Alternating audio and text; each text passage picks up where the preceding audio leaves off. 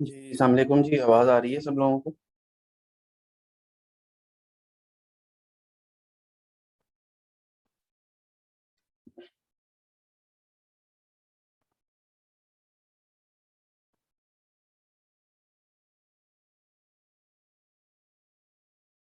जी आवाज़ आ रही है जी सब लोगों को?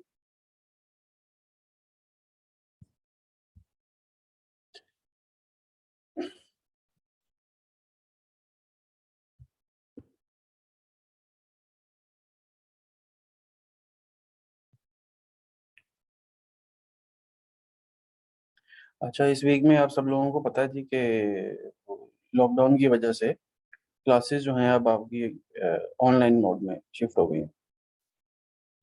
तो लास्ट वीक में हम प्रोविंशियल सेल्स टैक्स हमने तकरीबन ख़त्म कर लिया था। उसमें थोड़ी सी बातें रहती हैं डिस्कस करने वाली। उस वहाँ तक जो चीज़ें हमने पढ़ी थी जी, उसमें कोई क्वेश्चन है किसी का भी तो बताएं।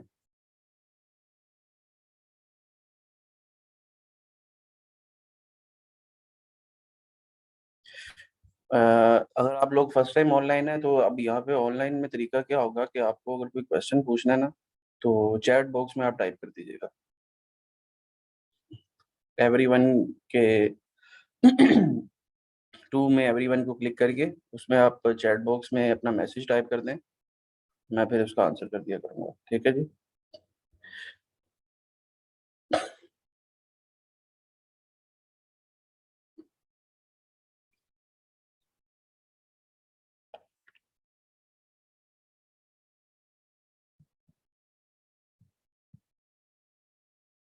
अच्छा, ये सारा कॉन्सेप्ट हमने पढ़ लिया था जी।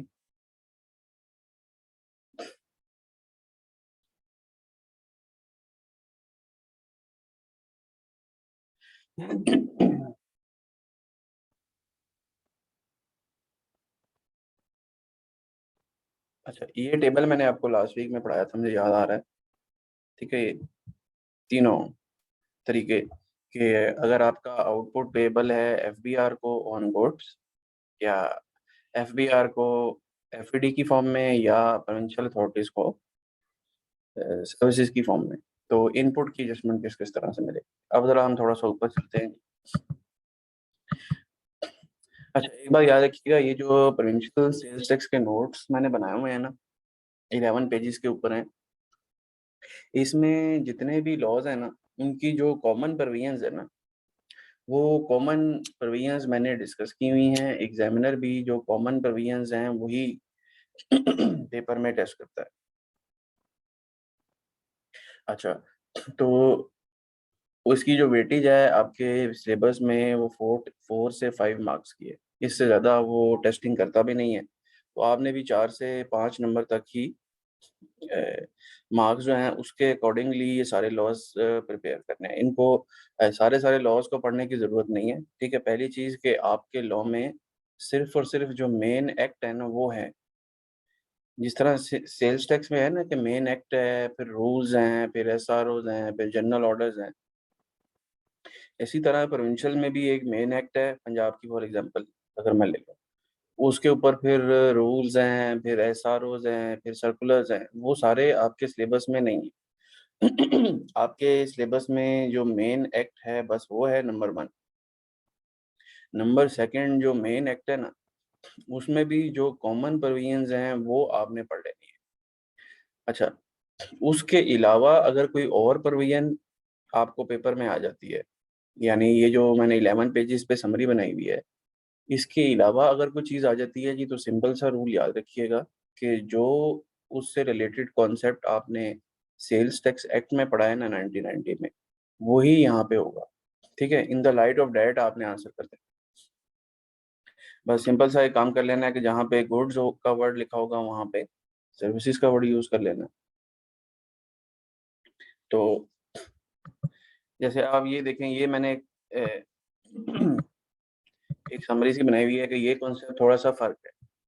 पीआरए में आपने रिकॉर्ड 8 सालों के लिए मेंटेन करना है, एसआरबी में 10 सालों के लिए करना है, एफबीआर में 6 ईयर्स के लिए करना है। असेसमेंट हमने एफबीआर में पढ़ा था, वो आपकी 5 साल तक अमेंड कर सकता है। एसआरबी और पीआरए में 8 साल तक कर सकता है।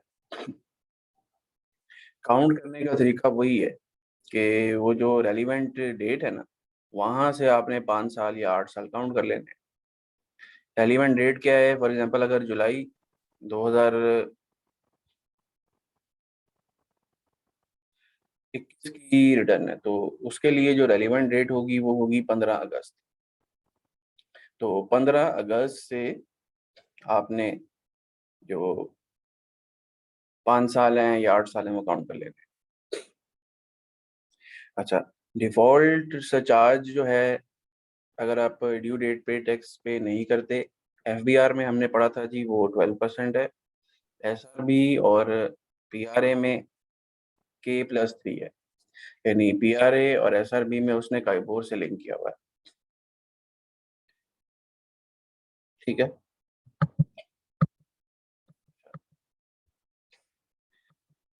तो उसके बाद ये एक टेबल बड़ा इंपॉर्टेंट है जी, कि आपका आउटपुट पेबल है पीआरए में, एसआरबी में, केपीके में या बलूचिस्तान में ऑन सर्विसेज। तो इनपुट क्लेम करने की जो बेसिक कंडीशंस हैं वो क्या हैं? अच्छा, रिलेट्स टू टैक्सेबल एक्टिविटी, यानी जो भी गुड्स या सर्विसेज आपने रिसीव की हैं, अगर वो टैक्सेबल एक्टिविटी से परटेन कर रही हैं तो आपको इनपुट मिल जाएगा। ये तो हमने सेल्स टैक्स में भी पढ़ा था, ठीक है, तो ये तो यहाँ पे भी सेम है। अच्छा, फिर इनवॉइस के बारे में हमने क्या पढ़ा था जी, कि आपके पास आपके नाम पे इनवॉइस होनी चाहिए और 6 महीने से पुरानी इनवॉइस नहीं होनी चाहिए। सेम वही रूल इन चारों के चारों प्रोविंशियल लॉज में है। True and valid invoice not older than 6 months, 6 महीने से पुरानी नहीं होनी चाहिए। इनकम टैक्स हम कल से स्टार्ट करेंगे, आज जो है ना ये प्रोविंशियल खत्म कर लें, थोड़ा सा रहता है। ठीक है।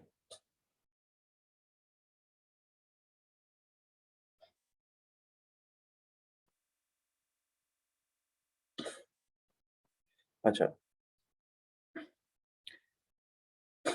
कैलकुलेशन ऑफ टैक्स लायबिलिटी की अगर मैं बात कर लूँ, तो एफबीआर में हमने पढ़ा था कि मैक्सिमम जो एडजस्टमेंट मिलती है आउटपुट के अगेंस्ट, वो कितनी है जी आउटपुट का?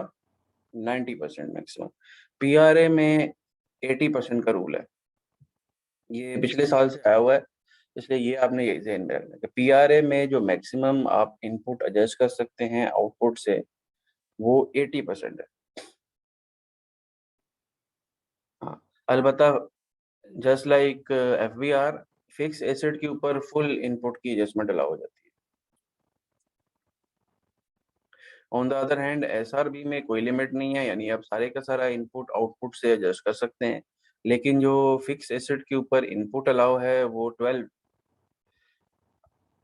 इक्वल मंथली इंस्टॉलमेंट्स में मिलता है। ठीक है, सारे का सारा नहीं मिलेगा। केपीके और बलूचिस्तान में भी कोई रूल नहीं है जी, यानी कि आप 100% इनपुट आउटपुट से एडजस्ट कर सकते हैं। तो सिर्फ पीआरए में 80% का रूल है।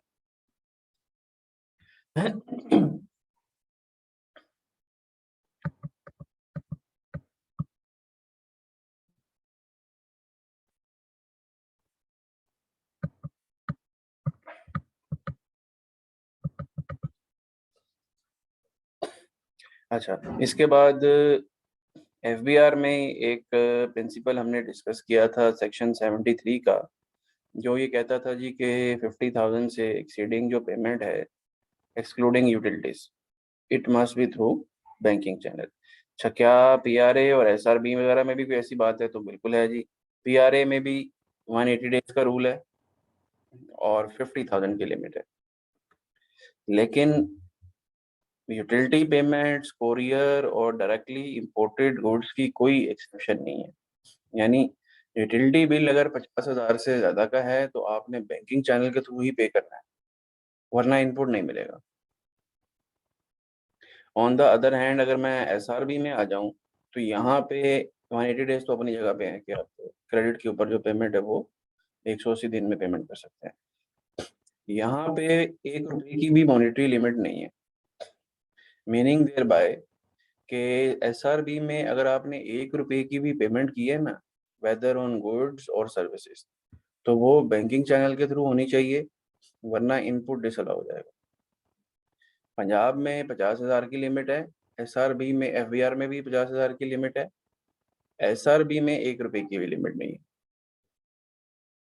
अच्छा, फिर एसआरबी में चूंकि कोई लिमिट नहीं है तो उसने 3 एक्सेप्शंस जरूर दी हुई हैं कि यूटिलिटी बिल्स, कोरियर और जो गुड्स आप डायरेक्टली अपने नाम पे इंपोर्ट कर रहे हैं वो आप कैश में कर सकते हैं। वो एग्जाम पेमेंट्स हैं, चाहे वो 1 रुपए की पेमेंट है, चाहे 1 मिलियन की क्यों ना हो, वो कैश में हो सकती है। केपीके और बलूचिस्तान में कोई रूल नहीं है। यानी यानी यहाँ पे चूंकि कोई रूल नहीं है तो इसका मतलब है 1 रुपए की भी पेमेंट है तो वो बैंकिंग चैनल के थ्रू करनी।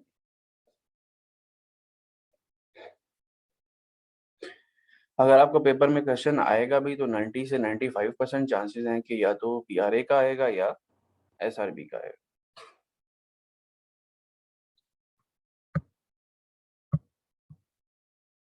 अच्छा, फिर इनपुट एडजस्टमेंट का क्या रूल है जी? ये सारे रूल्स मैंने आपको ऑलरेडी लास्ट टाइम क्लास में करवा दिए थे, ये वाले। ठीक है, इसके ऊपर कुछ फर्दर डिस्कशन जो आगे करते हैं ना, होने वाली है ना, वो जरा कर लेते हैं। वो ये ना, मैंने एक समरी बनाई हुई है इनपुट की ना, कि पीआरए में क्या होगा, एसआरबी में क्या होगा और एफपीआर में क्या होगा। ठीक है, ये सारी मैंने आपको पढ़ा दी है। सिर्फ एक दफ़ा जो इम्पोर्टेंट चीज़ें इसके अंदर हैं ना, वो ज़रा डिस्कस कर लेते हैं।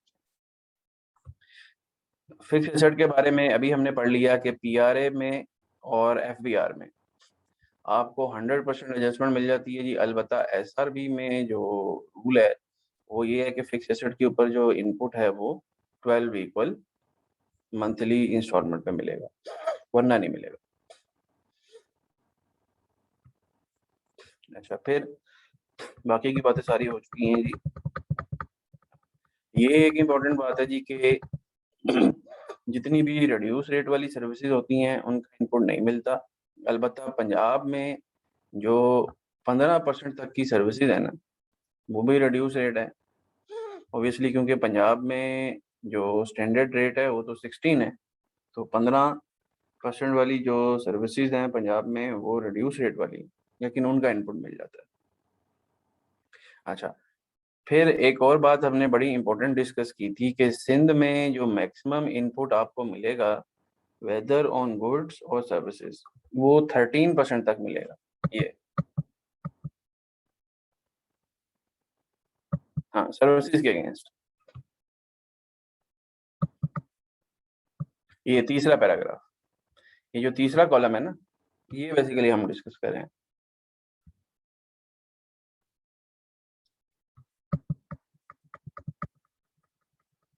हाँ, इसका ये ई पॉइंट हमने पढ़ा था जी कि सिंध इनपुट और ऑल गुड्स एंड सर्विसेज भी लिख लें चाहे इसके अंदर, इज अलाउड अप टू 13%। चले, सर्विसेज का अलग से नीचे लिखा होगा, जरूरत नहीं है यहाँ पर।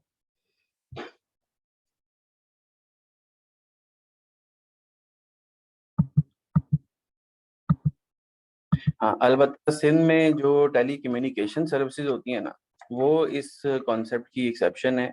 टेली कम्युनिकेशन सर्विसेज के ऊपर जो सेल्स टैक्स का रेट है वो है 19.5, 19.5, लेकिन इनपुट जो है वो 17 तक मिल जाता है सिंध में। इसके अलावा बाकी जितनी भी गुड्स एंड सर्विसेज हैं उनके ऊपर सिंध में जो मैक्सिमम इनपुट अलाउ है वो 13 है। आपने गुड्स खरीदी हैं तो ऑब्वियसली उसके ऊपर 17% पे किया होगा सेल्स टैक्स।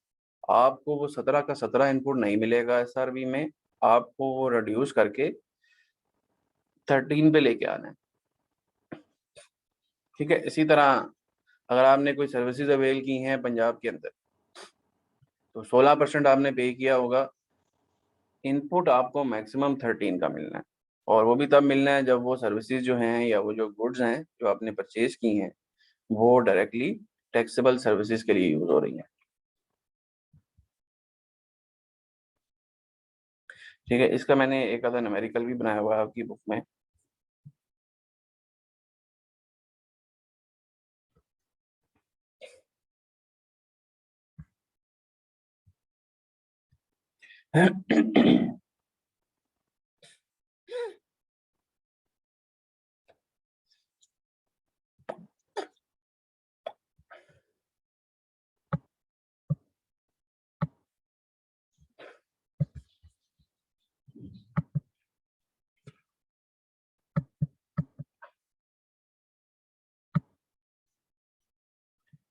ये न्यूमेरिकल है जी, यासिर लिमिटेड के नाम से। ये मैं 1-2 मिनट का टाइम दे रहा हूँ जी, जरा इसको पढ़ लें सभी लोग। 7:02 हुए हैं तो 4 मिनट तक 2 मिनट का टाइम है। क्वेश्चन नंबर 4, PRA, SRB, यानी सर्विसेज के ऊपर बेसिकली न्यूमेरिकल है। इस तरह का न्यूमेरिकल आज तक काई कैब लेवल पे नहीं आया, लेकिन फ्यूचर में टेस्ट हो सकता है। तो इसको ज़रा पढ़ लेंगे 1-2 मिनट लगा के, फिर मैं इसको सॉल्व करता हूँ।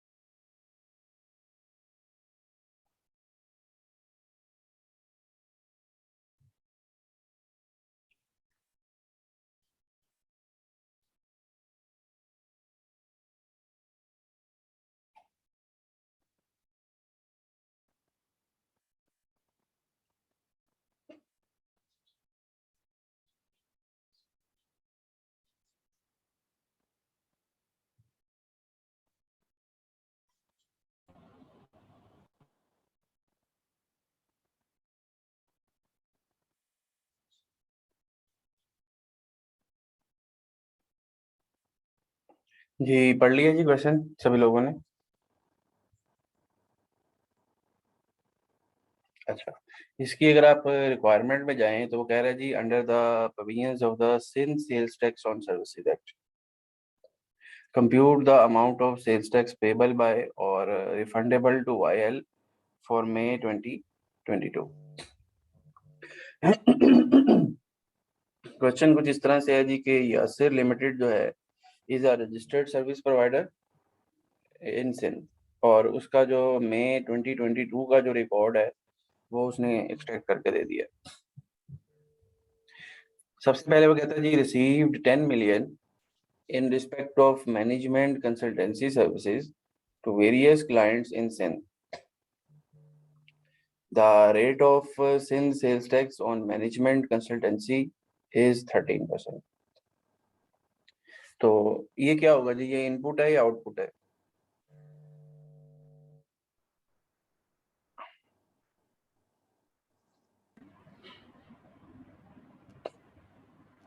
आउटपुट है। और इसके ऊपर उसने आपको रेट भी दे दिया कि रेट कितना है, 13%। अच्छा, यहाँ से एक बात और याद रखिएगा जी, लेट्स सपोज अगर यहाँ पे लिखा होता कि the rate of Sindh sales tax on management consultancy is 10%, तो फिर क्या इनपुट मिलना था आपको गुड्स और सर्विसेज के अगेंस्ट? हाँ, ये बात आपने याद रखनी है कि प्रोविंशियल लॉज में ये रूल है कि अगर कोई भी सर्विसेज रिड्यूस रेट वाली है, जैसे आप एक सीए की फर्म में हैं, तो अब सीए की फर्म में ऑडिट की फ़ी जो है या टैक्स की जो कंसल्टेंसी है वो 5% पे टैक्स होती है। अब वो जो 5% पे टैक्स होती है ना, वो फुल एंड फाइनल है, क्योंकि वो रिड्यूस रेट है। तो रिड्यूस रेट पे इनपुट नहीं मिलता। ठीक है, ये क्वेश्चन मैंने इस पॉइंट व्यू से बनाया हुआ है कि रेट जो है वो स्टैंडर्ड है, तो फिर आप स्टैंडर्ड के अगेंस्ट फिर, ताकि वो इनपुट की जो डिफरेंट पॉइंट्स हैं ना, वो सारे टेस्ट हो सके। तो ये तो आ गया सीधा सीधा आउटपुट में 13%। ये 13।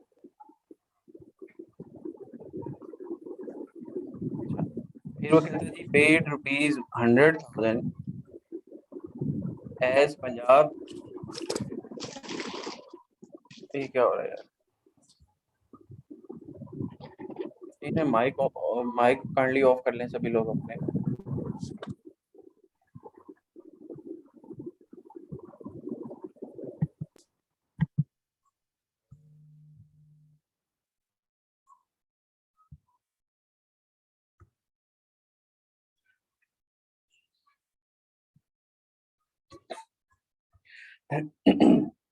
For the purpose of providing consultancy services, the rate of Punjab sales tax on telecommunication services is 19.5। अच्छा, ये पंजाब में भी 19.5 ही है रेट टेलीकम्युनिकेशन पे ना। वो मैक्सिमम इनपुट कितना मिलना है जी सिंध में? 17%, ठीक है। तो आपको जो मैक्सिमम इनपुट मिलेगा जी वो ये 17%, 87,179।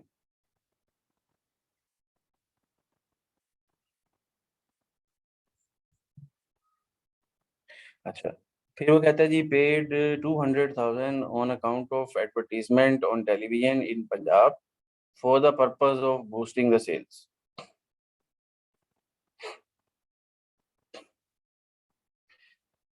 पंजाब में एडवर्टीजमेंट की है 2 लाख रुपए की सेल्स इंक्रीज करने के लिए। कितना पे किया होगा जी सेल्स टैक्स?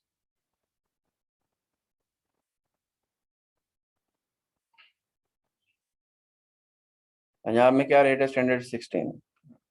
तो इनपुट कितना मिलेगा?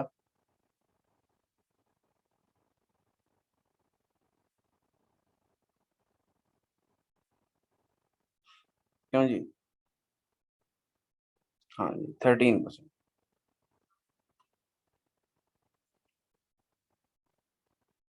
ए,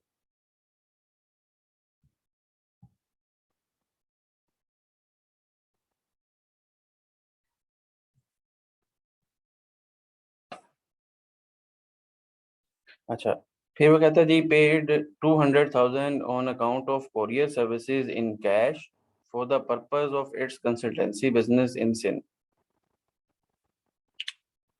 The rate of sin sales tax on courier is 13।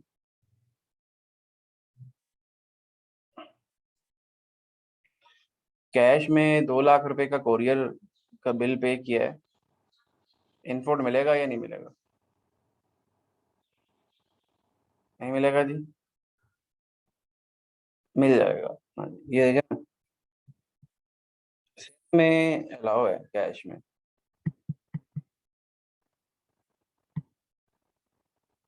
ये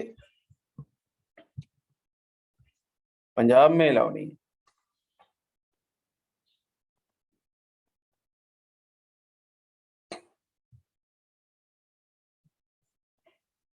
तो इसका इनपुट मिल जाएगा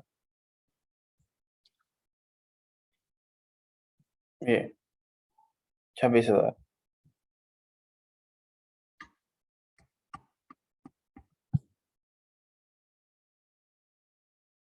अच्छा, फिर वो कहता है जी imported fix assets amounting to ₹5 million for the purpose of providing consultancy services. 3% value addition tax was also charged on imports. Consultancy देने के लिए मशीनरी इंपोर्ट की है जी, या फिक्स एसेट इंपोर्ट किया है। और ऑब्वियसली चूंकि ये मैन्युफैक्चरर नहीं है या से लिमिटेड, तो इसको 20% चार्ज हुआ होगा इंपोर्ट पे। सबसे पहली बात, 20 में से जो 3% वैल्यू एडिशन टैक्स है उसका क्या होगा जी? उसका इनपुट मिलेगा?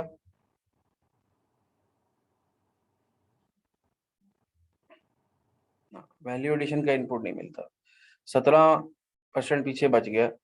उस 17 में से कितना इनपुट मिलेगा एसआरबी में? 13% तक, और वो भी 12 इंस्टॉलमेंट्स पे। तो 5 मिलियन को मल्टीप्लाई करें 13% से, डिवाइडेड बाई 12, ये आएगा 54,167।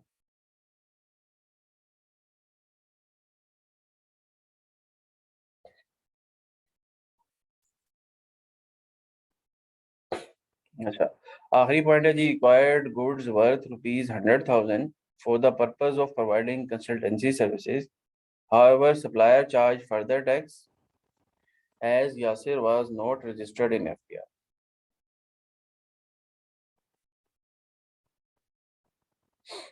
तो आप लोगों जो गुड्स 1 लाख रुपए की आपने खरीदी हैं उस पे 20,000 का सेल्स टैक्स पड़ा है। कितने का मिलेगा जी इनपुट सिंध में?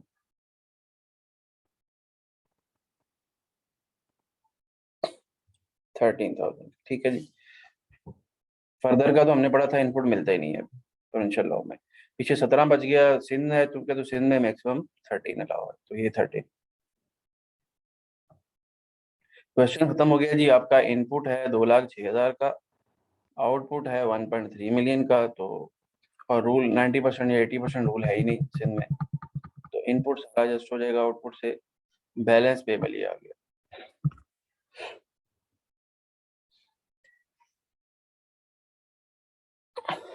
जी, यहाँ तक कोई भी क्वेश्चन है किसी का तो बताएं।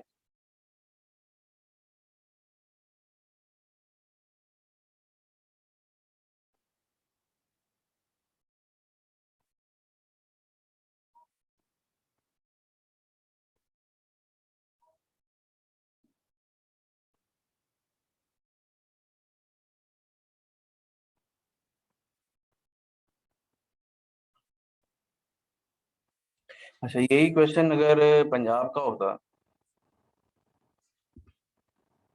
तो कैसे करते जी सॉल्व?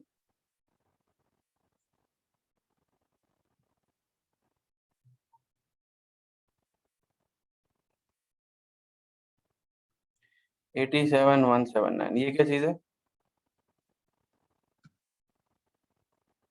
ये बोला देखें ना, टेली कम्युनिकेशन सर्विसेज के ऊपर सिंध में जो रूल है कि मैक्सिमम जो इनपुट मिलता है वो 17% का मिलता है। उसने आपको पेपर में जो क्वेश्चन बताया हुआ है कि वो 19.5 के हिसाब से लाख रुपया पे किया है। तो लाख रुपए को मल्टीप्लाई करें 17 से, डिवाइड कर लें 19.5 से, ये कितना आ रहा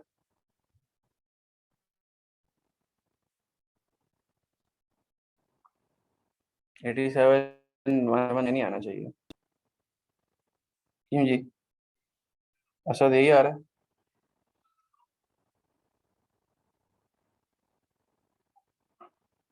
अच्छा ठीक है। अच्छा, यही क्वेश्चन अगर पीआरए का होता तो कैसे सॉल्व होता जी, जरा बताएं। मैं आउटपुट की बात कर लेता हूँ।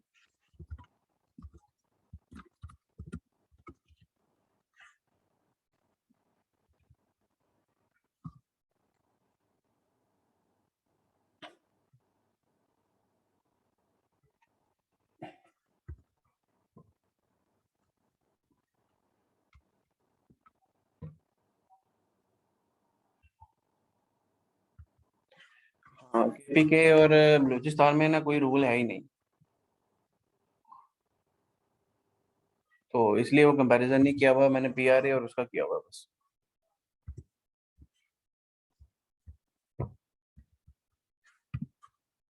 अच्छा, यही न्यूमेरिकल आपको पीआरए के पॉइंट व्यू से भी आ सकता है जी पेपर में।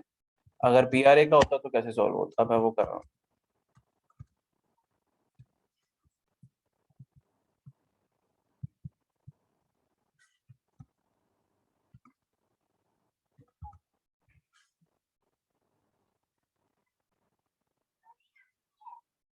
हाँ, केपीके और वहां पे इनपुट मिल जाएगा।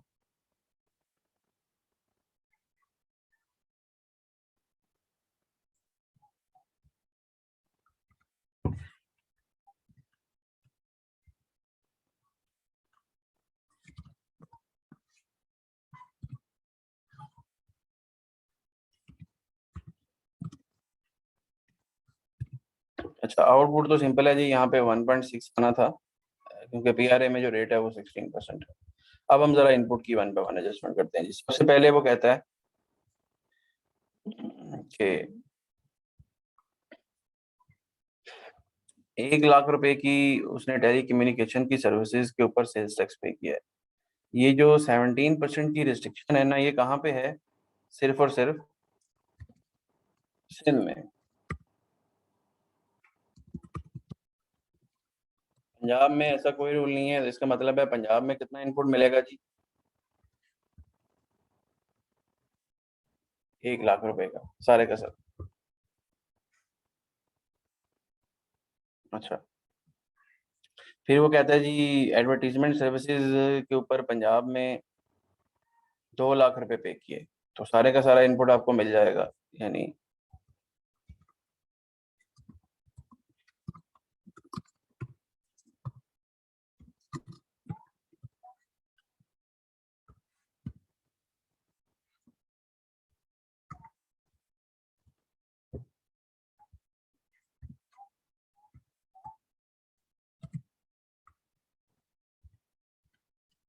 अच्छा।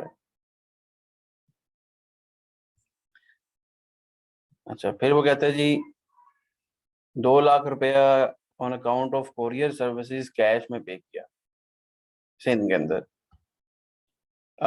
ओबियसली अगर पंजाब है तो पंजाब हो जाएगा। क्या इसका इनपुट मिलेगा जी अगर पंजाब में कैश में पे किया होता 2 लाख रुपए का? अलाउ नहीं था, ठीक है।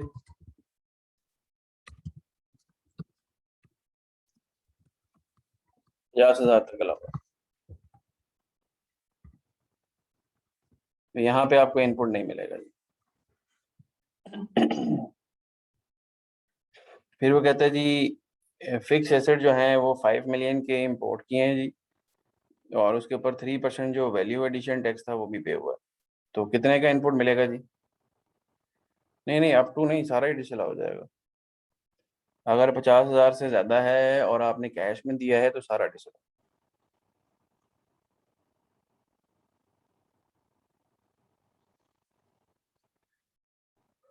फिक्स एसेट पे इनपुट सारे का सारा मिल जाएगा, लेकिन पंजाब में हमने क्या पढ़ा था जी, रूल कितने परसेंट का लगता है?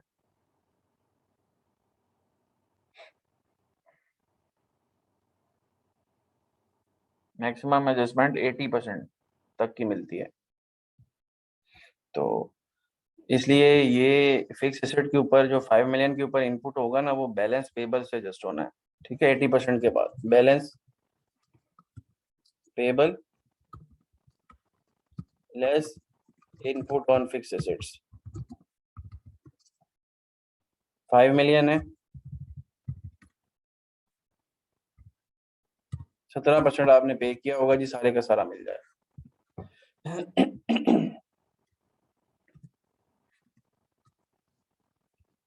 8,50,000।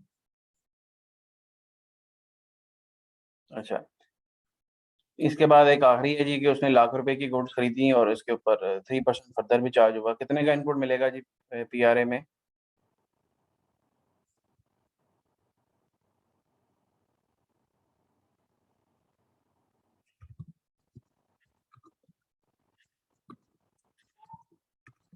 फर्दर का नहीं मिलेगा,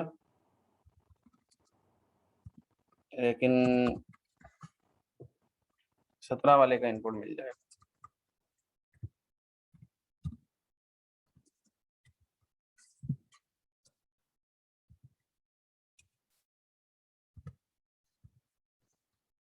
ठीक है जी, तो आपका जो इनपुट है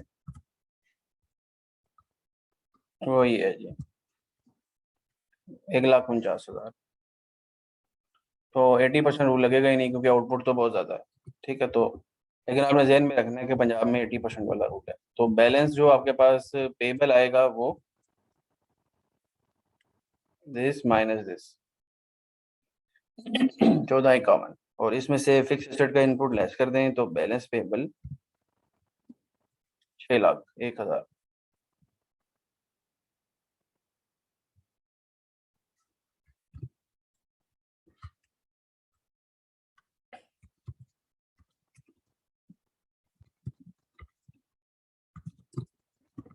देखें दोनों में कैलकुलेशन में कितना फर्क है।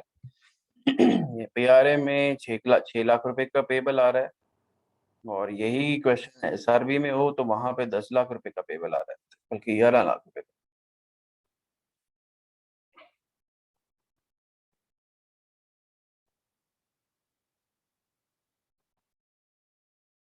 80% अप्लाई ही नहीं ना हो रहा, इनपुट बहुत कम है।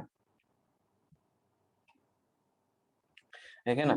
मैक्सिमम जो इनपुट आपको मिलेगा एडजस्टमेंट के लिए, वो आउटपुट का 80% कितना बन रहा है वाला?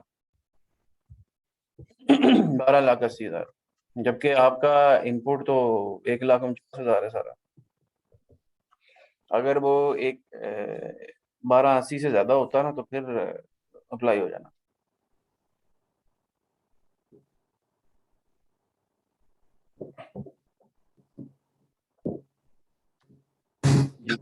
यहाँ तक भी बताया जी, कोई क्वेश्चन है किसी का?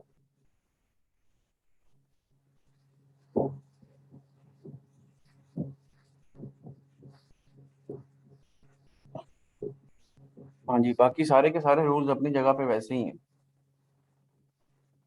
मैंने आपको बताया कि ये कॉमन प्रोविजंस हैं। इसके अलावा अगर कहीं पे कोई और बात नहीं हुई हुई तो जो सेल्स टैक्स का रूल है वही यहाँ पे अप्लाई हो जाएगा, कैरी फॉरवर्ड हो जाएगा।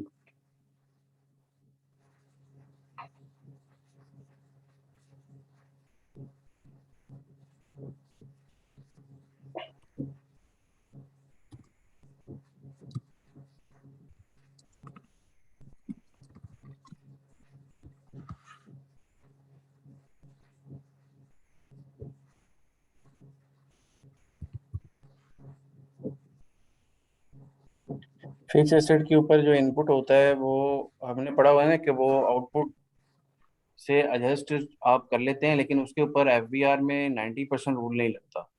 बिल्कुल इसी तरह पीआरए में उसके ऊपर 80% रूल नहीं लगेगा। तो वो आपने as a bottom line figure के तौर पे जो आपका बैलेंस पेबल आएगा ना वहां से एडजस्ट करना है।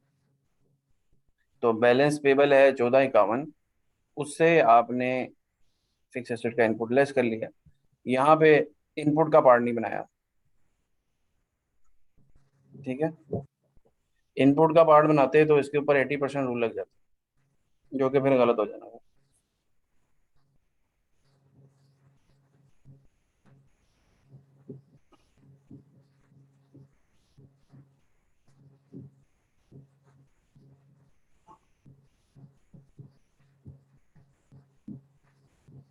अच्छा, अब थोड़ा सा आगे चलते हैं जी। ये सिचुएशन मैंने आपको सारी पढ़ा दी है। अच्छा, ये ना अब हम जरा बात करते हैं एक्सपोर्ट की, क्रॉस बॉर्डर ट्रांजैक्शन के।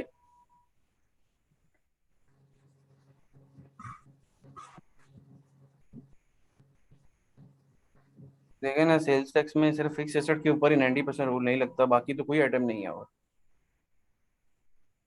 और कोई है आइटम ऐसी जिसके ऊपर 90% रूल नहीं लगता?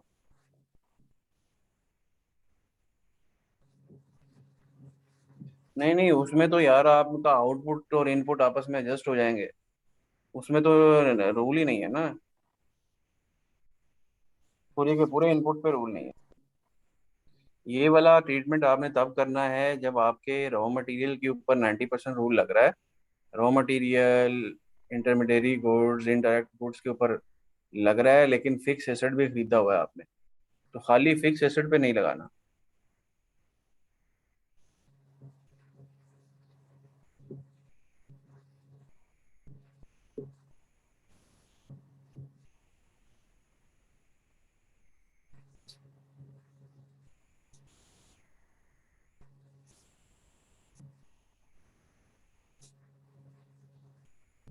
जी।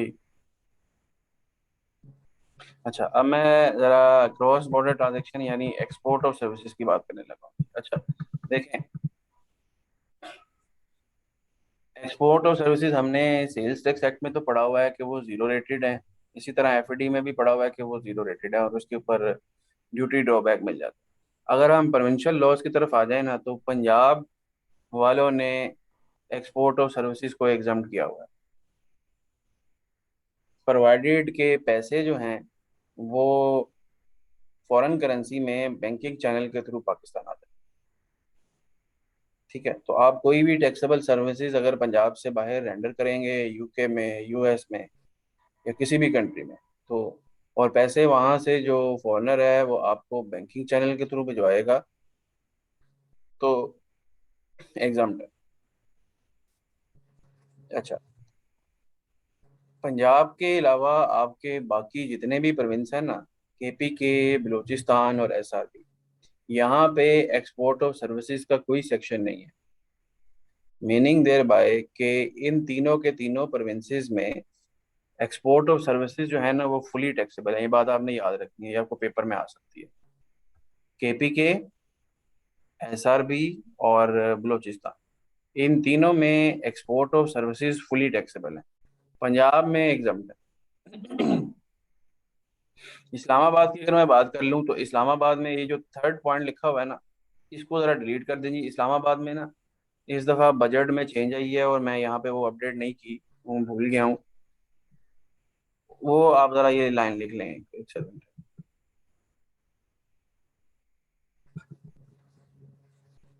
इस्लामाबाद में जो एक्सपोर्ट ऑफ सर्विसेज है ना वो अब जीरो रेट हो गई, पहले नहीं होती थी, इस दफ़ा बजट में चेंज आई है।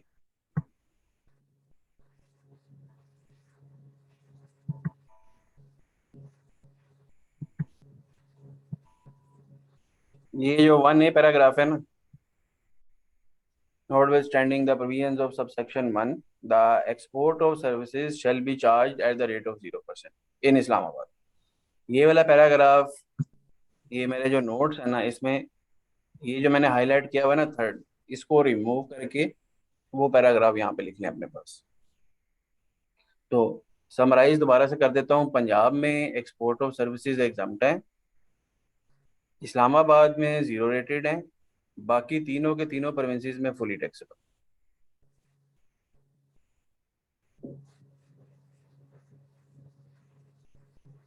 जी, कोई क्वेश्चन है तो बताएं।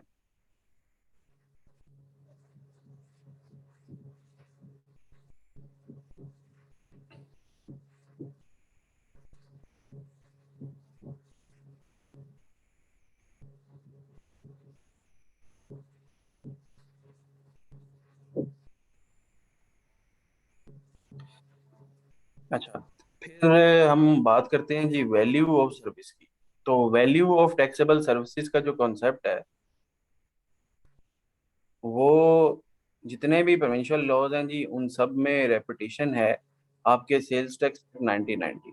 यानी जो चीज़ें सेल्स टैक्स एक्ट 1990 में जो डेफिनेशन उसने दी हुई है value of service, value of goods की, कि जितने पैसे आपको मिलेंगे, या अगर पार्टली इन कैश है और पार्टली इन काइंड है तो fair market value and so on, इस तरह वो ही कॉन्सेप्ट एज इट इज यहाँ पे अप्लाई होगा।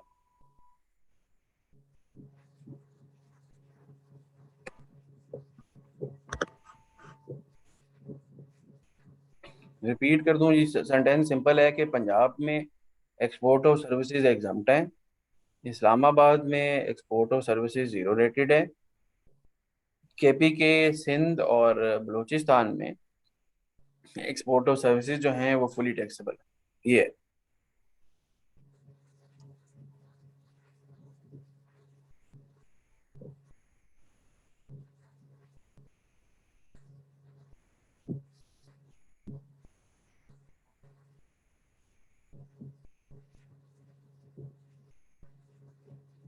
अच्छा, अब इसके बाद वैल्यू ऑफ सप्लाई मैंने आपको बता दिया। उसके बाद एक अगला जो पॉइंट आ सकता है ना आपको बेसिक कॉन्सेप्ट्स का, वो है जी टाइम ऑफ सप्लाई। के चारों के चारों प्रोविंशियल लॉज में सेल्स टैक्स चार्ज कब होना है। एफबीआर में हमने पढ़ा था जी कि सेल्स टैक्स चार्ज होना है at the time of delivery of the goods और when the goods are made available, whichever is earlier. Advance वाला जो कॉन्सेप्ट है वो वहां से हमने पढ़ा था कि डिलीट हो गया। यहाँ पे वो कहता है जी taxable service shall be considered to have been provided in the tax period earlier of service is provided to the recipient. FBR में लिखा हुआ है गुड्स आर डिलीवर्ड, यहाँ पे लिखा हुआ है सर्विसेज आर प्रोवाइडेड, तो सेम है। अच्छा, इसके बाद सेकंड है जी invoice for the value of the taxable service is issued. ये अब कॉन्सेप्ट थोड़ा सा फर्क है जी एफबीआर से, क्योंकि एफबीआर में हमने ऐसी कोई बात नहीं पढ़ी कि इनवाइस इशू होगी तो सेल्स टैक्स चार्ज होगा। ठीक है, इनफैक्ट इनवाइस की इशुएंस का एफबीआर की सेल्स टैक्स की चार्जेबिलिटी से कोई ताल्लुक नहीं।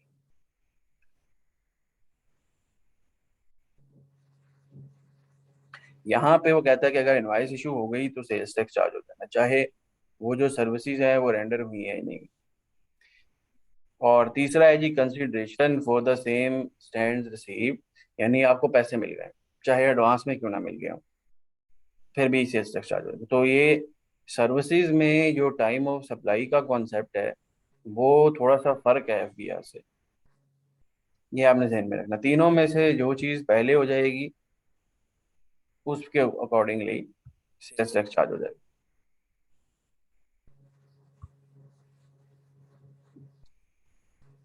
अच्छा, अब सर्विसेज में एक और मसला ये होता है कि सर्विसेज जो होती है ना वो सारी की सारी आप इमीडिएटली रेंडर नहीं कर सकते। बहुत सर्विसेज ऐसी होती हैं जो over a period of time आपको रेंडर होती हैं। फॉर एग्जांपल आपने बैंक से क्रेडिट कार्ड लिया है, तो अब आपने पूरा साल क्रेडिट कार्ड अवेल करना है। बैंक ने लेट्स सपोज जी आपको क्वार्टरली या बाय एनुअल फी चार्ज करनी है या एनुअल फी चार्ज करनी है, या फॉर एग्जांपल बैंक ने आपको क्वार्टरली फी चार्ज करनी है। बैंक ने आपको कहा भाई कि मैं आपको क्रेडिट कार्ड दे देता हूँ, आपको हर क्वार्टर में ना 1,000 रुपये की फीस पे करनी पड़ेगी। टोटल 4,000 की फीस है एनुअल। तो अब क्वेश्चन ये है जी कि वो जो क्रेडिट कार्ड की फीस है 1,000 रुपये की क्वार्टर की, और एनुअल की है 4,000, क्या जिस टाइम आपको क्रेडिट कार्ड मिला उस वक्त 4,000 रुपये के ऊपर आपने सेल्स टैक्स इमीडिएटली चार्ज कर देना है, या हर क्वार्टर के ऊपर जब 1,000 का वो बैंक आपको इनवाइस करेगा या वो स्टेटमेंट भेजेगा और आप पे करेंगे तब सेल्स टैक्स चार्ज होगा? तो जरा सोच के बताएं जी कब होना चाहिए लॉजिकली चार्ज।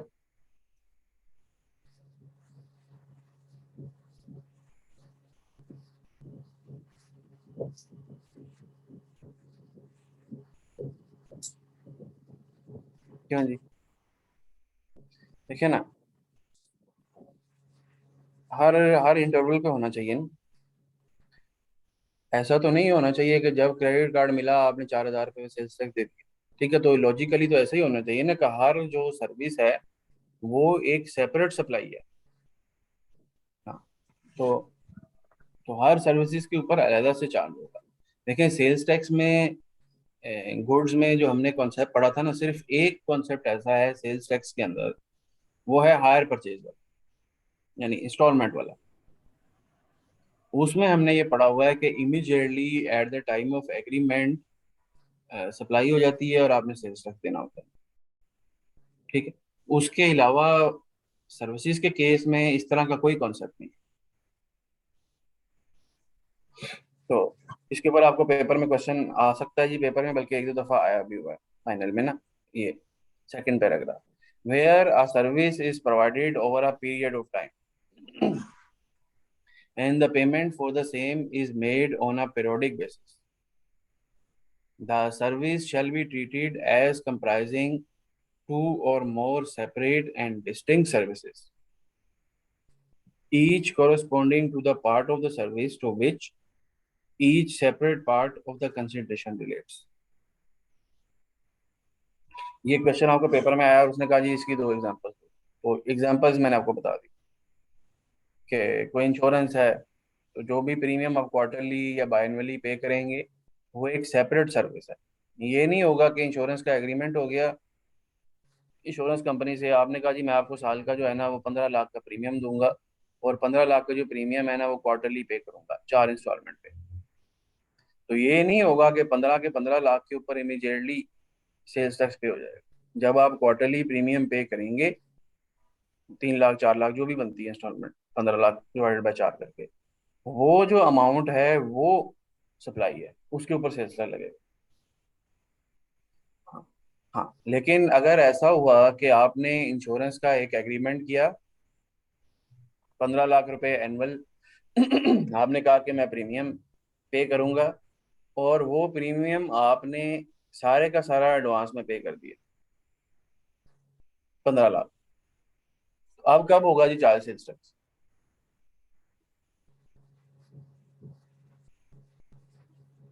हाँ, अब फुल अमाउंट पे इमीडिएटली चार्ज हो जाएगा, क्योंकि ये देखे ना, ये सी पॉइंट आ गया ना, consideration for the same stand receive.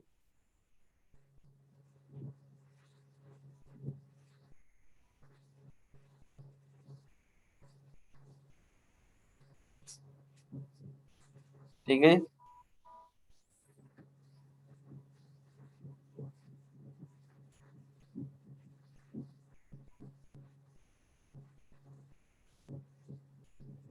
इसकी दो तीन एग्जांपल मैंने यहाँ पे दी हुई है जी। ये जो आपका प्रैक्टिस मटेरियल है ना, ये आई कैप का क्वेश्चन है जी, ये वाला। सेम उसने यही पैराग्राफ उठा के दे दिया पेपर में और कहा जी के under the provisions of the provincial sales tax on services act give two examples to illustrate the above provision. Question number 3।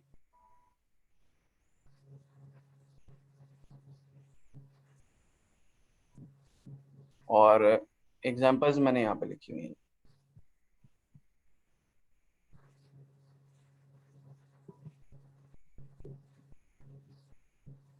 ये चार एग्जांपल हैं जी, ये जरा पढ़ लें एक आधा मिनट लगा के। कोई कंफ्यूजन है तो बताएं।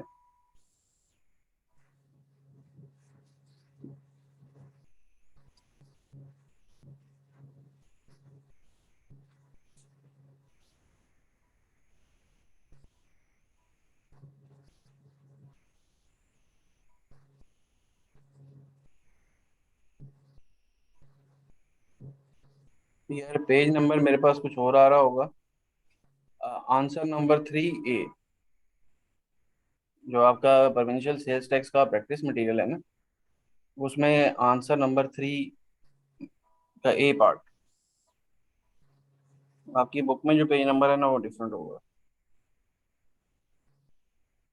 822 के आसपास है।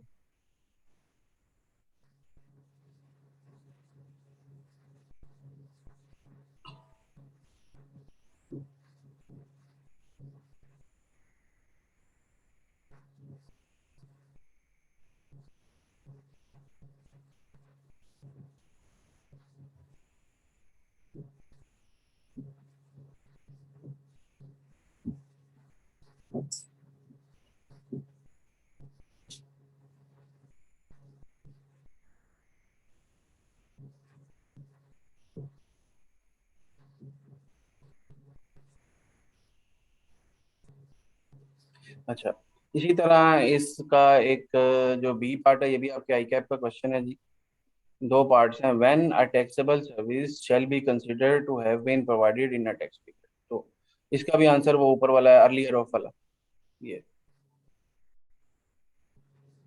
When the services are provided, invoice is issued or consideration stand received, whichever is earlier।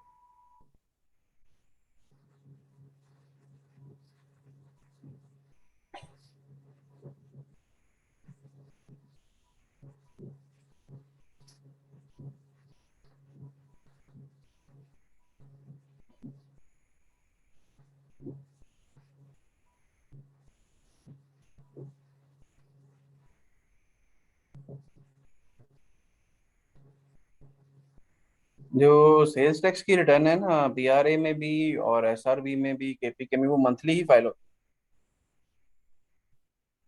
है। जिस तरह एफबीआर में होती है ना, वैसे ही वहां पे है।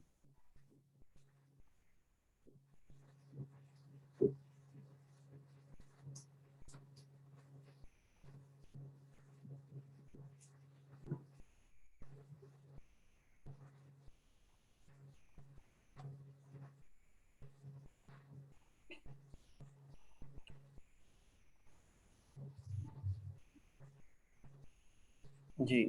और कोई क्वेश्चन है तो बताएं।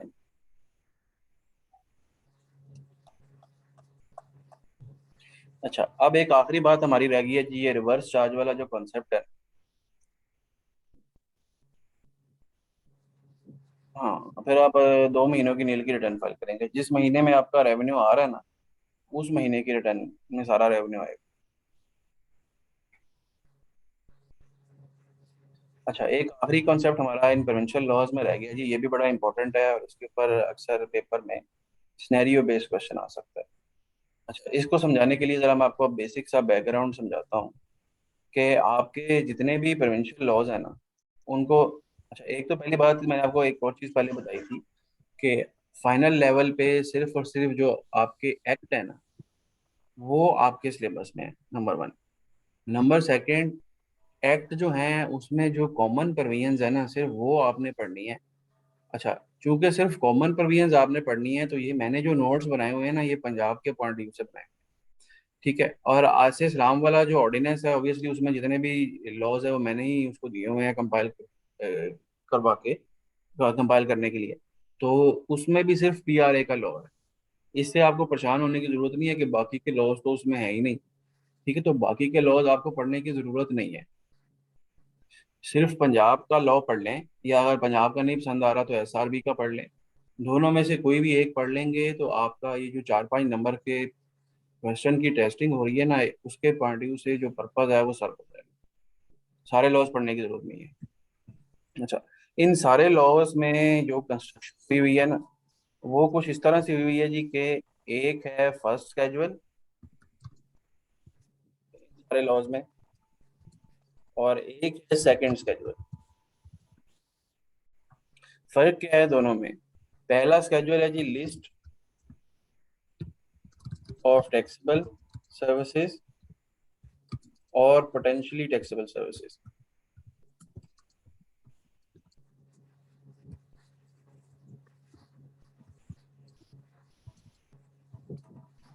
और जो सेकंड स्केजुअल है ना ये है टैक्सेबल सर्विसेज। अच्छा, आप देखें पता क्या है ये अगर मैं फर्स्ट पेज पे आ जाऊँ,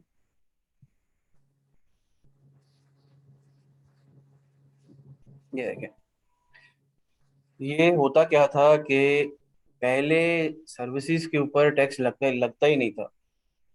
2011 से पहले, 2011 से पहले सिर्फ इस्लामाबाद का लॉ होता था सर्विसेज का एफबीआर के साथ ही और इस्लामाबाद के लॉ में गिनी चुनी 8-10 सर्विसेज होती थी जिनके ऊपर टैक्स लगता। अच्छा, हुआ क्या कि ये 2008-9 में 18th अमेंडमेंट आई, और 18th अमेंडमेंट के बाद जो सर्विसेज के ऊपर टैक्स की डोमेन है ना वो उन्होंने शिफ्ट कर दी प्रोविंशियल लेवल पे।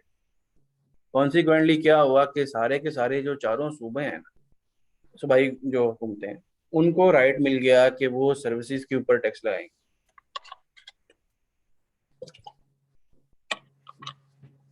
अच्छा, जब उनको राइट मिल गया सर्विसेज के ऊपर टैक्स लगाने का तो सबसे पहले जो लॉ बना ना वो बना सिंध का 2011 में।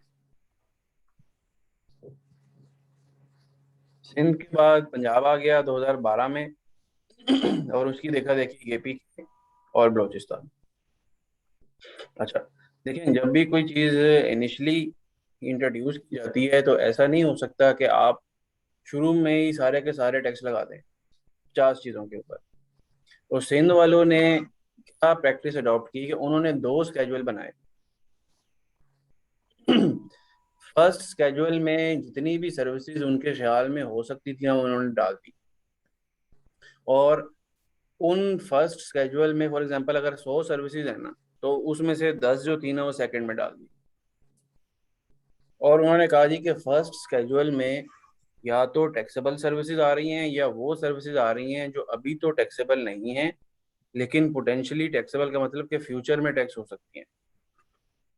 तो फर्स्ट स्केजुअल एक कम्प्रीहेंसिव लिस्ट है उन सर्विसेज की जो या तो टैक्स हो चुकी हैं या अगर अभी नहीं हुई तो फ्यूचर में हो सकती हैं।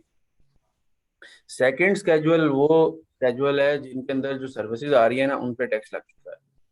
तो शुरू में उन्होंने 8 सर्विसेज जो थी वो सेकंड में डाली।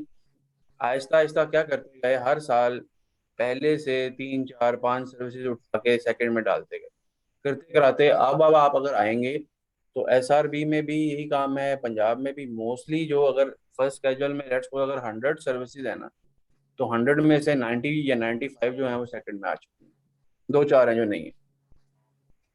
तो इस तरह से करके ना ये बेसिकली ये जो प्रोविंशियल लॉज है ना ये बनाए गए। तो अब आप कोई भी सर्विसेज उठा के देखेंगे मोस्टली के ऊपर टैक्स लग चुका है, ठीक है। तो इस तरह से ये कंस्ट्रक्शन की गई है। बाकी एक रिवर्स चार्ज का हमारा एक कॉन्सेप्ट है वो रह गया जी, वो अब हम 15 मिनट्स ब्रेक कर रहे हैं और उसके बाद फिर उसको ख़त्म कर लेते हैं। ठीक है जी। तो ब्रेक के बाद मिलते हैं 15 मिनट की।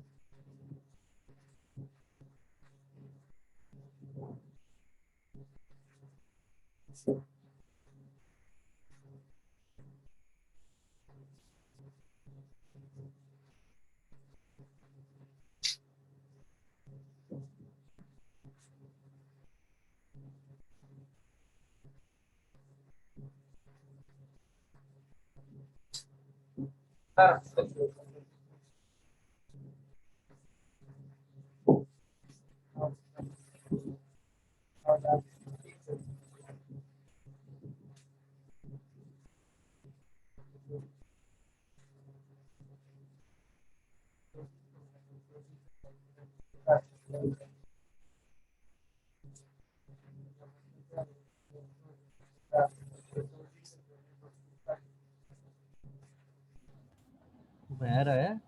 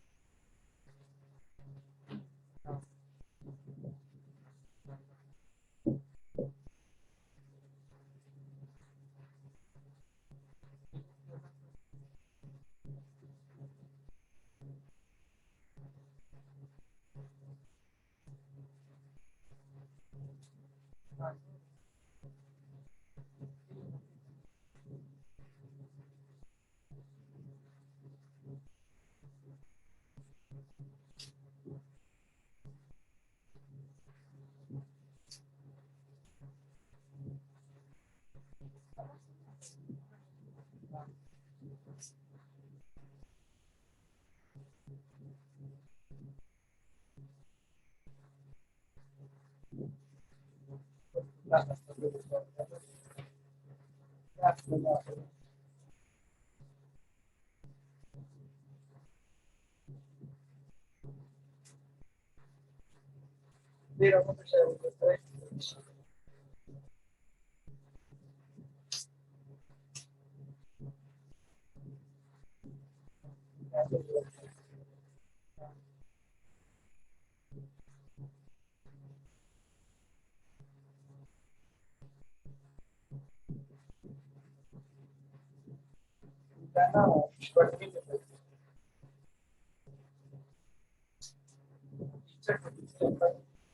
time they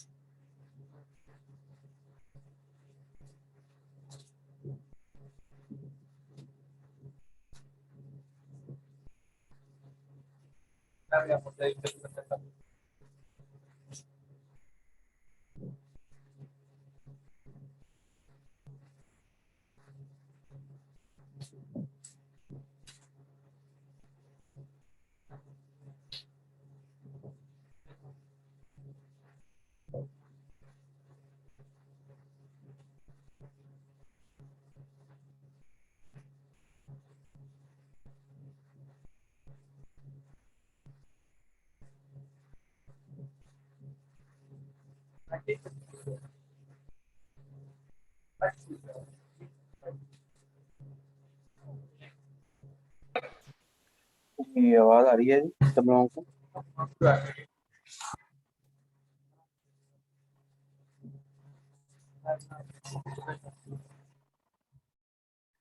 जी। अच्छा, अब हम जरा थोड़ा सा आगे चलते हैं जी, और एक जो हमारा टॉपिक रह गया है ना, देखें, पंजाब, केपीके और बलूचिस्तान, यहाँ पे जो कॉन्सेप्ट है ना टैक्सेशन का, वो है जी ओरिजिनेशन एंड डेस्टिनेशन। यानी पंजाब, केपीके और बलूचिस्तान वाले कहते हैं अगर सर्विसेज हमारे प्रोविंस से ओरिजिनेट हुई और हमारे प्रोविंस में ही टर्मिनेट हुई, तो सेल्स टैक्स जो है वो पंजाब में पे होगा। अगर सर्विसेज किसी और सूबे से ओरिजिनेट हुई लेकिन टर्मिनेट हुई पंजाब के अंदर, तो भी सेल्स टैक्स पंजाब में पे होगा। यानी पंजाब, केपीके और बलूचिस्तान वाले कहते हैं कि ओरिजिनेशन और टर्मिनेशन दोनों में से जो भी चीज़ पंजाब से होगी ना, उसके ऊपर जो सेल्स टैक्स है वो पंजाब में पे होना है। अच्छा, ऑन द अदर हैंड जो सिंध वाले हैं ना, उधर जो कॉन्सेप्ट है वो ओरिजिनेशन का है। यानी सिंध वाले ये कहते हैं कि अगर सर्विसेज हमारे सूबे से ओरिजिनेट हो गई ना, जहां मर्जी जाके टर्मिनेट हो, चाहे केपीके में हो चाहे पंजाब में हो, सेल्स टैक्स जो है वो सिंध में पे होना है। अच्छा, अब अब मसला ये है कि अब यहाँ पे डबल टैक्सेशन आ जाती है। इस वजह से आ जाती है कि अगर एक सर्विसेज सिंध से ओरिजिनेट हुई और पंजाब में जाके टर्मिनेट हुई, फॉर एग्जांपल एक सीए की फर्म है, उसका हेड ऑफिस सिंध में है, वहां से उन्होंने अपनी टीम भेजी लाहौर में, एक क्लाइंट है जी उसका ऑडिट करने की। अब आपको इनवाइस आएगी कराची से, ठीक है, एसआरबी वाले कहेंगे कि इसके ऊपर जो सेल्स टैक्स है वो हमें पे करो क्योंकि सर्विसेज ओरिजिनेट हो रही हैं सिंध से। पीआरए वाले ये कहेंगे क्योंकि सर्विसेज टर्मिनेट हो रही हैं पंजाब के अंदर, तो आप इसके ऊपर जो सेल्स टैक्स है वो हमें पे करें, ठीक है। अच्छा, अब ये 18th अमेंडमेंट के बाद ये एक पूरा मैस है जो क्रिएट हुआ है। रीजन बीइंग के स्पेशली ये जो सिंध है ना, सिंध ने सबसे पहले ओरिजिनेट किया था लॉ 2011 में, और 2011 के बाद से प्रोविंशियल लेवल पे जो सिंध में गवर्नमेंट आ रही है, वो फेडरल लेवल पे जो गवर्नमेंट आती है उसके साथ सेम नहीं है। फेडरल लेवल पे गवर्नमेंट कोई और आती है, सिंध में आपको पता है पीपल्स पार्टी है पिछले 10-15 सालों से, तो इस वजह से ना इनका आपस में एग्रीमेंट नहीं हो पा रहा। तो ये अभी तक एक बोन ऑफ कंटेंशन है, ठीक है। प्रैक्टिकली लोग क्या करते हैं, क्या वो जो सिंध का बंदा है वो कहेगा भाई मैं तो सिंध में रजिस्टर हूँ, मैं तो सिंध में दूंगा टैक्स, पंजाब वाला जो है ना वो आप खुद पे करेंगे। जो रिसिपिएंट है फिर उसको पंजाब वाला जो है वो रिवर्स मोड में पे करना पड़ता है। तो बल्कि इसके ऊपर पेपर में क्वेश्चन आ भी चुका है जी, और ओपन बुक में इसी तरह के क्वेश्चन आपको फ्यूचर में भी आएगा पेपर में। ये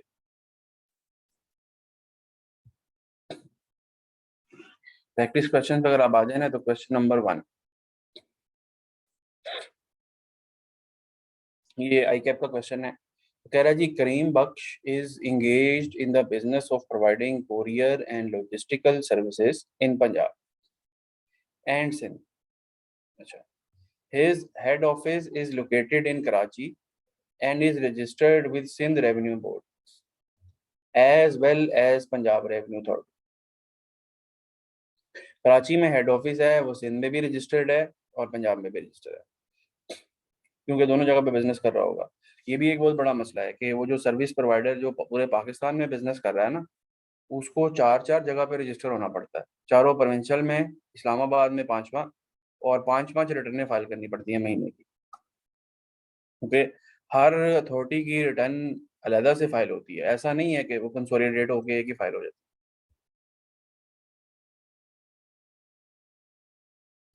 अच्छा, वो कहता है जी, he pays the sales tax in the province from where the parcels are Saint.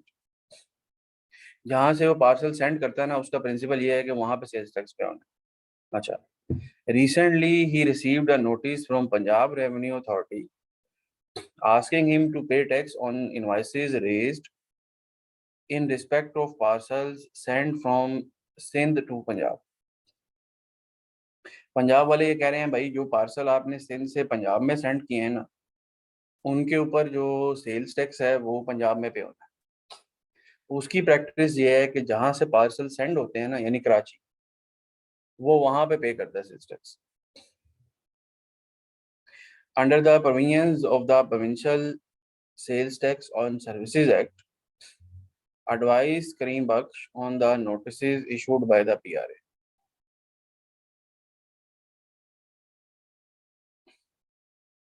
क्या होगा जी, जो नोटिस पीआरए वालों ने इशू किया है वो जस्टिफाइबल है या नहीं?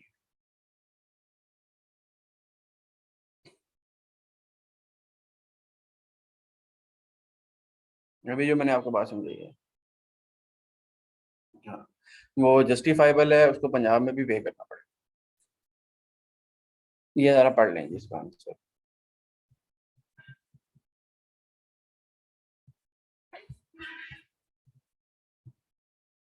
सभी लोग पढ़ लें, कोई कंफ्यूजन है तो बताएं।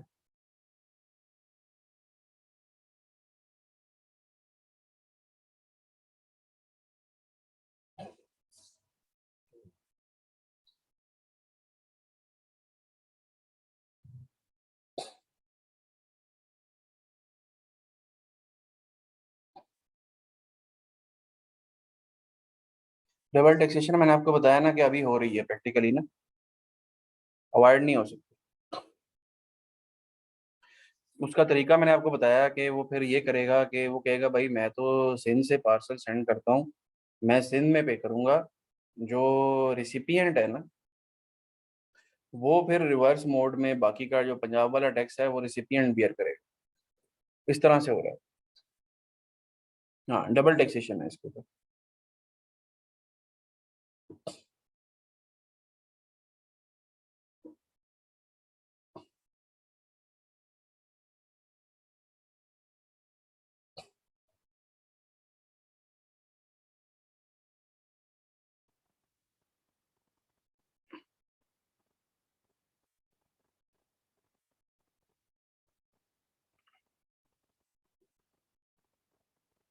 नहीं, बायर को लायबल किया गया है।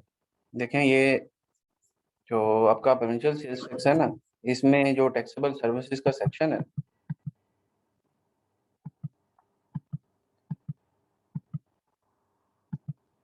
ये ये टैक्सेबल सर्विस सेक्शन 3,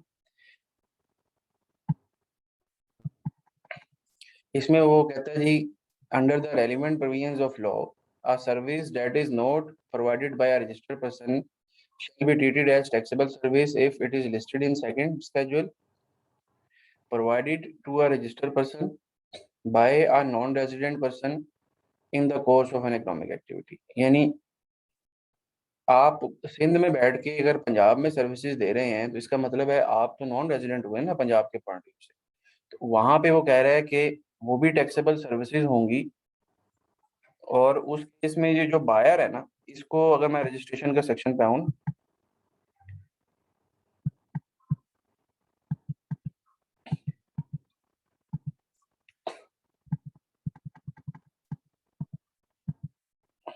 ये इसका ये third paragraph, a person who receives a service which is taxable by virtue of subsection 2 of section 3, वो क्या है जी, provided by non resident person to resident, यानी reverse mode, and is not a registered person shall be deemed to be a registered person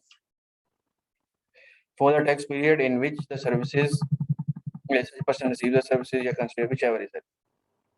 यानी सारे के सारे provincial laws में अगर ऐसा कोई कॉन्सेप्ट है ना कि नॉन रेजिडेंट जो है वो आपको सर्विसेज रेंडर कर रहा है, तो being a recipient of services you are liable to be registered. जब आप लाइबल टू बी रजिस्टर्ड हैं, उसके बाद आगे उसने एक बात लिखी हुई है कि आपने सारे का सारा टैक्स काट के जमा कराना है, इसी में लिखी हुई है।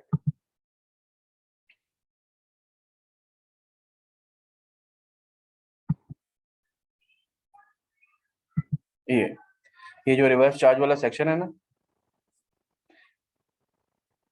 ये where the recipient of a taxable service is a person registered under the act, यानी वो कौन है रजिस्टर्ड अंडर द एक्ट, यानी जब रिवर्स मोड है, he shall deduct the whole amount of tax in respect of the services received and pay the same with the government।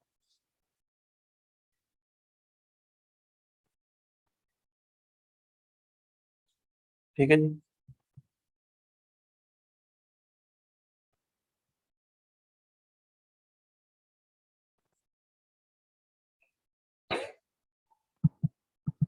अच्छा, इसके बाद एक और छोटा सा कॉन्सेप्ट है जी, वो भी जरा जल्दी से पढ़ लेते हैं कि अब अगर मैं रिवर्स मोड की बात कर लूँ, तो रिवर्स मोड के ऊपर लॉ में ये बात लिखी हुई है जी। अब कंप्लीट बात हम करते हैं क्योंकि अब हमारा खत्म होने वाला है।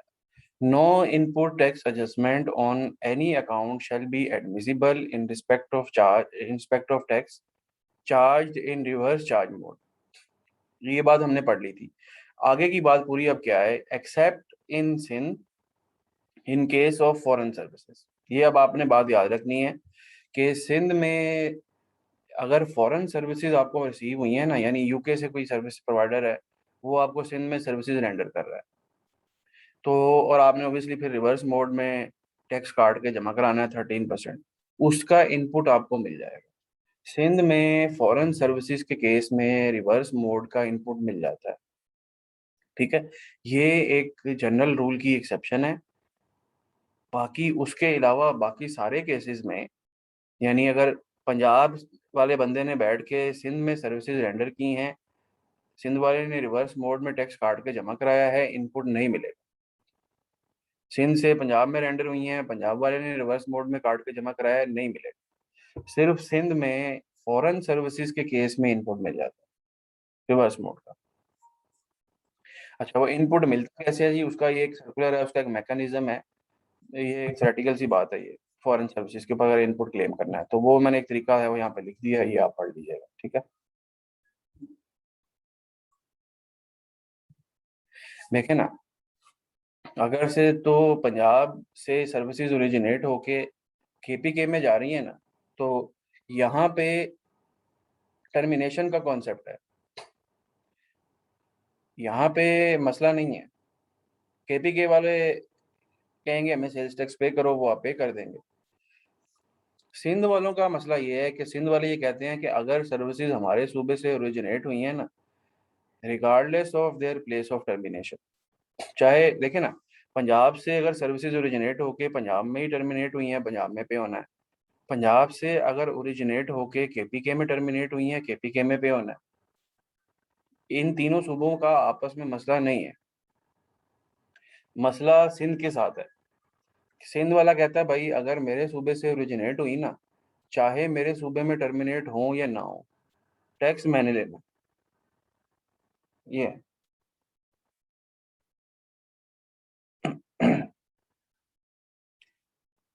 फिर रोला आ जाता है, पंजाब से सिंध जब भी इन्वॉल्व होगा ना, फिर मसला आ जाएगा। देखिए पंजाब वाले इसमें ये कहते हैं कि जब सिंध से पंजाब में आती हैं तो सिंध वाले हमें नहीं देते, सिंध वाले कहते हैं हमें दो, तो फिर हमने भी सिंध को नहीं देना, आप हमें दें। तो जहाँ पे भी सिंध इन्वॉल्व हो जाएगा ना, वहां पे डबल टैक्सेशन।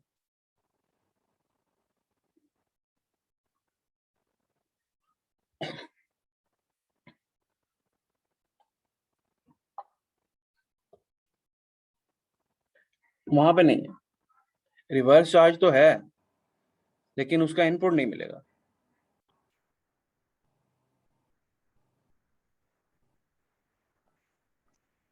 कॉन्ट्राडिक्शन नहीं होनी चाहिए, लेकिन प्रैक्टिकली मैंने आपको बताया ना कि वो मसला चल रहा है।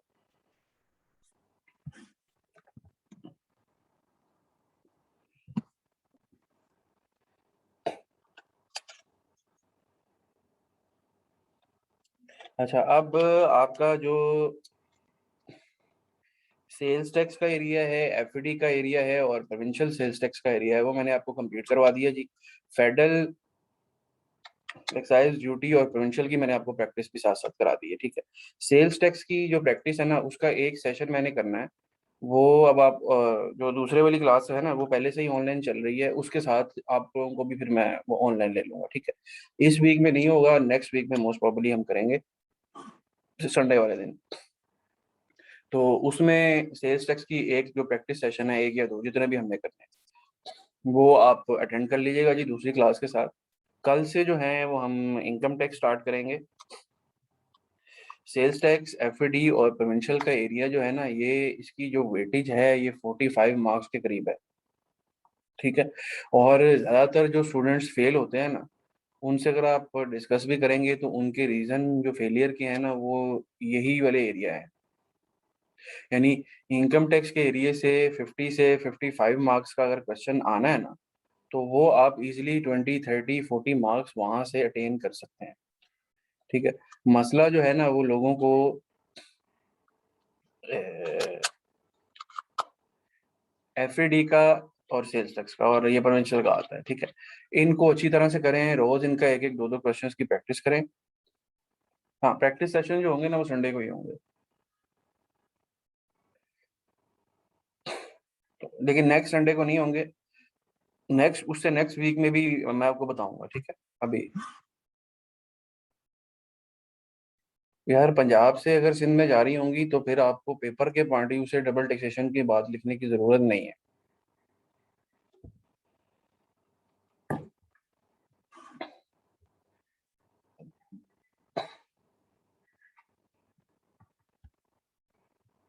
अच्छा, तो मैं आपको ये बात बता रहा था कि इनकम टैक्स का जो एरिया है ना, अगरचे वो लेंथी है, इनकम टैक्स पे तकरीबन 2.5 महीने हमारे लगने हैं, ठीक है। ये आपने उसके अकॉर्डिंगली प्लान बना के चलना है कि इस दफ़ा हमारी एक दो वीक्स तो क्लासेस हो नहीं सकी, छुट्टियां काफ़ी थी इस दफ़ा, और आपकी क्लासेस भी मेरे ख्याल में 10 12 तारीख से स्टार्ट हुई हुई। तो यानी 2 1 महीने में हमने सेल्स टैक्स और एफडी जो टारगेट होता है वो कंप्लीट कर लिया है। 15 एक दिन की छुट्टियां अगर आप निकाल लें तो 1.5 1 महीने में, तो 1.5 1 महीने में एफडी और सेल्स टैक्स में पढ़ाता होता हूँ, और 2.5 महीने में इनकम टैक्स। तो 2.5 मंथ्स जो हैं अब आपके इनकम टैक्स पे लगेंगे। ये एरिया थोड़ा सा लेंथी है, ठीक है, वो कल से हम स्टार्ट करते हैं, ठीक है। तो इन एरियाज की प्रैक्टिस साथ साथ करते रहिएगा जी। किसी भी पॉइंट में कोई मसला होगा तो आप क्लास में मेरे से डिस्कस कर सकते हैं। कोई सवाल है किसी भी पॉइंट में तो बताएं।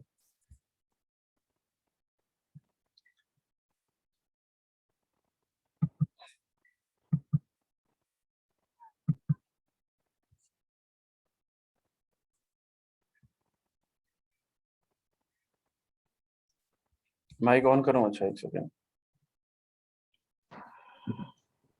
जी माइक ऑन ही है मेरा। जी जी सर, मैं ये पूछना चाह रहा था, आवाज आ रही मेरी?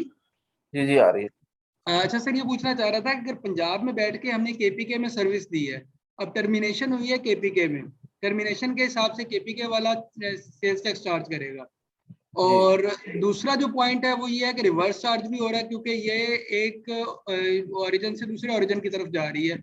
तो जो रेजिडेंट नहीं होगा, मींस इससे हम कहेंगे कि ये जो है ना, ये एक्सपोर्ट ऑफ सर्विसेज हो जाएंगी, तो उसमें रिवर्स चार्ज भी आ जाएगा। तो रिवर्स चार्ज में पंजाब वाला भी चेक टैक्स चार्ज कर रहा होगा, तो ये भी डबल टैक्सेशन नहीं हो जाएगी?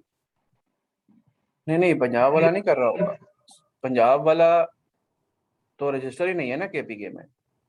लेकिन केपीके का रिवर्स टैक्स, चार्ज, केपीके का टैक्स लगेगा, और केपीके का जो रिसिपिएंट होगा वो 15% टैक्स काट के जमा करा देगा केपीके को। ठीक है, ठीक है, पंजाब वाला नहीं कर रहा होगा कुछ भी। हाँ, पंजाब वाला तो इन तीनों का आपस में इसके ऊपर कंसेंसस है टर्मिनेशन के ऊपर ना।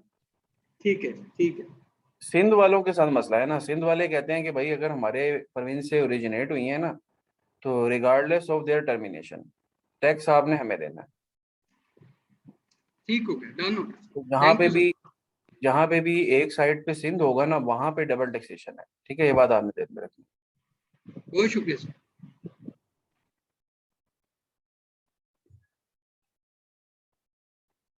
इनकम टैक्स में शुरू के जो एक आधा वीक होता है ना, उसमें मैं बेसिक कॉन्सेप्ट पढ़ाता हूँ।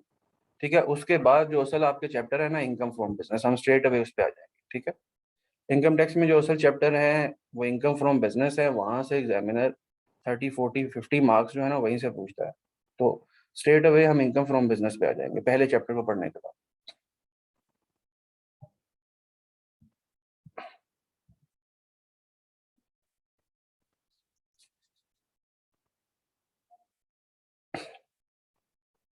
जी, और कोई क्वेश्चन है जी किसी का भी?